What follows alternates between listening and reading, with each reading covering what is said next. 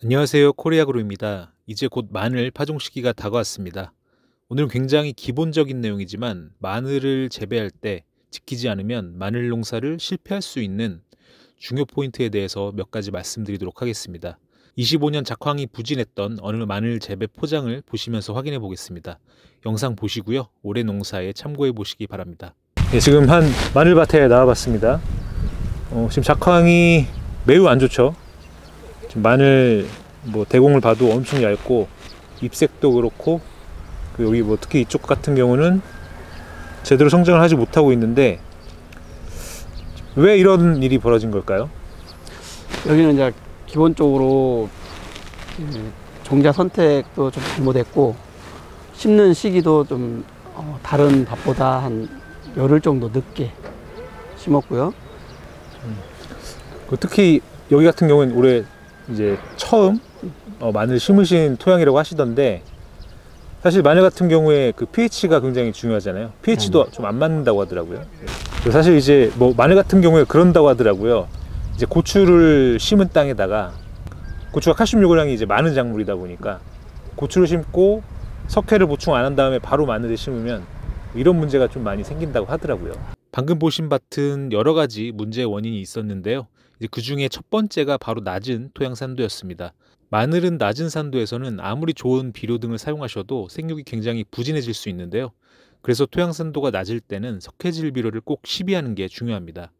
아직 밭을 만들기 전이시라면 우선 석회는 토양 분석을 하고 난 후에 필요량만 살포하는 게 가장 좋겠지만, 이 토양 분석을 못 하셨다면 매년 석회질 비료를 살포하시는 경우는 300평당 100에서 150kg 정도, 그리고 지난 2-3년간 석회질 비료를 살포하지 않으셨다면 300평당 200에서 300kg 정도를 살포합니다. 그리고 퇴비 복합 비료 시비 전 최소 10에서 14일 전 먼저 석회질 비료를 살포해야 하는데요. 하지만 트랙터 문제 등 여러 가지 사정으로 인해서 하루에 석회질 비료, 퇴비, 복합 비료를 한 번에 시비해야 된다면 저는 권장드리진 않지만 폐화석 등 토양에서 반응이 이제 완만한 석회질 비료를 사용하시고, 같은 날 한 번에 다 시비하시더라도 석회질 비료를 먼저 시비하시고 토양을 한번 로터리 하시고 난 후에 퇴비나 복합 비료를 살포하시고 다시 로터리를 하시기 바랍니다. 즉 표층에 석회, 퇴비, 복합 비료를 한 번에 뿌리시고 로터리를 한 번에 하시지 않도록 합니다.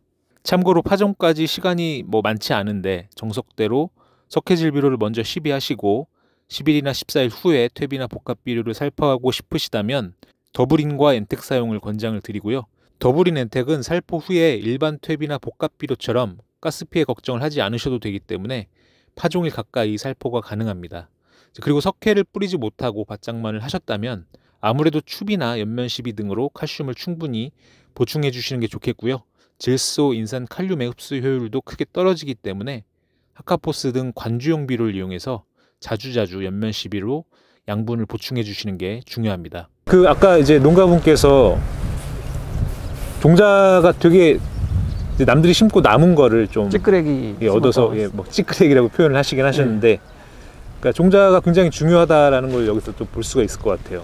종자도 중요하고, 종자가 이제 큰 종자를 심어줘야 하는데 너무 이제 작은 종자를 심으면 양분이 적으니까 아무래도 특히나 또 늦게 심었잖아요. 그러다 보니까 세력이 올라오는 시기도 늦고 더 늦고 안 좋은 거죠. 그러니까 이제 겨울이 월동하기 전에 뿌리를 충분히 뻗고 했었어야 되는데 이제 그게 좀 안 된 포장이라고 보면 되겠네요. 네, 방금 보신 것처럼 종자 선택도 굉장히 중요한 요소인데요. 한지형은 4에서 5g, 난지형은 5에서 7g 정도가 알맞고, 너무 크면 생육은 좋지만 벌마늘 발생 확률이 커지고요. 너무 작으면 방금 보신 영상처럼 생육이 부진하고 수확량이 감소하게 됩니다. 그리고 파종도 너무 일찍 하시거나 늦게 하시면 안 되는데요. 너무 일찍 심으시면 벌마늘, 통터진 발생 확률이 증가하게 되고, 너무 늦게 심으면 생육이 부진하고 겨울이 오기 전 뿌리 활착을 제대로 하지 못해서 동해로 고사할 확률도 높아집니다. 심는 시기 같은 경우에는 농경지가 엄청 많으시거나 아니면 어떠한 사정에 의해서 늦게 심으실 수도 있는데, 늦게 심고 좀 이런 문제가 안 생기게 하기 위해서는 뿌리를 빠르게 활착해야 되니까 심고 나셔서 어떠한 처리를 좀 하셔야 될까요? 저희가 알게 티브 같은 경우를 침종했다가 심으시면 좀 더 정상적으로 잘 올라올 수 있게 도와줄 겁니다. 어제 오늘 비가 왔는데 이 배수로가 좀 많이 문제인 것도 큰 원인인 것 같아요. 네. 마늘 같은 경우에 과습에 매우 취약하죠. 그렇죠. 물 빠짐이 좋아야 하는데 물 빠짐이 안 좋다 보니까 더 이제 뿌리 상태가 안 좋으니까 세력이 좀 떨어지는 거죠. 예, 여기는 방금 봤던 그 문제의 마늘밭하고 동일한 농가분이시죠? 네네. 동일한 농가분이신데 여기는 이제 작황이 엄청 좋아요. 여기는 심는 시기도 적기에 심었고 토양 관리도 그 pH도 사장님이 원하시는 pH에 맞춰놨고요.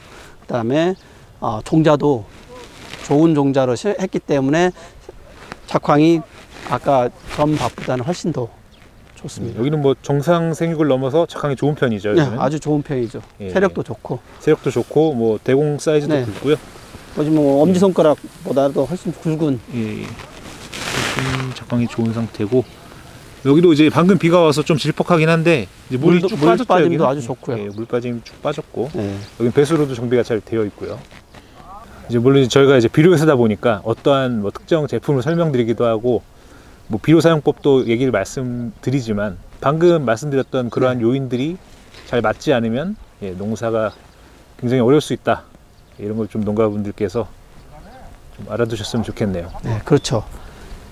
항상 그 심기 전에 밭을 만들 때 그런 것들을 고려해서 작물을 심기 전에 그런 걸 고려해서 하시는 게 중요하다.